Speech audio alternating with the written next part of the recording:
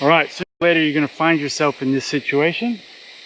Bike's on the ground, and you're going to need a couple of different ways in your toolkit to be able to get this bike back up if you're all by yourself on the trail, which you probably never should be in the first place. But if you do find yourself in this situation, heavy adventure bike's on the ground, and you need to pick it up yourself, here's a few different ways you can do that. So this is the Africa Twin DCT version, so I'm not sure the exact weight. I'll put it in the video link below, but it's about 230, 240 kilograms without all the kit on it. I purposely don't have panniers on here, so the bike is closer to the ground. So if you do have panniers or side bags or something like that, chances are the angle is going to be a little bit better for you to be able to pick it up. But first way to pick it up. Back to the bike, you want the downward handlebar full lock there so there's no give in it. Then you want to squat down as far as you can, lower back against the seat. Once your arms locked out, grab the whatever you can, find somewhere to grab it. You grab it on the handlebar. I'm going to grab it on the passenger rail here. Back straight, looking straight ahead. We're going to rock it up. Once it's rocked up a little bit, then we can sit on it, and we're going to use our legs to kind of step back and get it vertical. Once it's vertical, we can put the kickstand down, and happy days. Ready? Rock it back, sit on it. 1, 2, 3, 4. 4 or 5 baby steps. It is up. Then you can kind of turn it around once you get the right clearance. Kickstand down.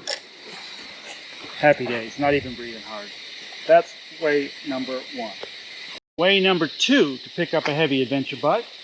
As you can see, it's fallen, and the lower handlebars kind of fallen to the front.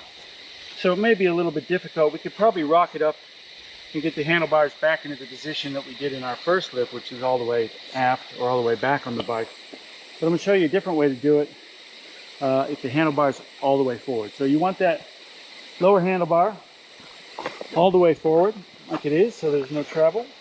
Grab the handlebar, squat down, straight back, and we're going to lift the handlebar straight up. 1, 2, 3. Get under the bike with your weight. Once it's back up, get on the brake. Kickstand down. Happy days. Way number 2. All right, so this one's good if you're particularly short and maybe can't quite get under the bike on those first time 2 lifts. This one, you're going to do it on your knees, and we're going to drive. We're going to get down on our knees, and we're going to drive our weight forward across the bike rather than trying to lift it up.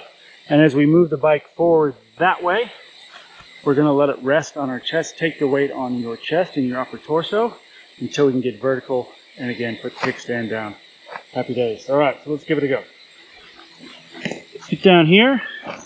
Find somewhere under the bike you can grip with straight arms. So again, the passenger handrails here, and I'm going to find my crash bar, my trusty Alt-Rider crash bars here.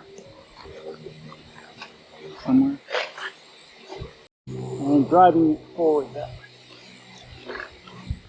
And then we've got it under. Get the weight under, and just driving it forward, taking the weight from your chest, moving it forward, so it's vertical. Stand down with your knee. Bike's back up again, and you're back in business. If I can do it, just about anybody can.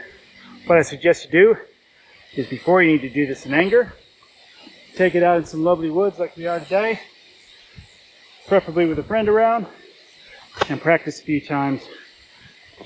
That's all about the technique, really. You need to get the technique right. Once you get the technique right, you're not fighting the weight so much. So it's 3 different ways to lift up your heavy adventure bike when it falls.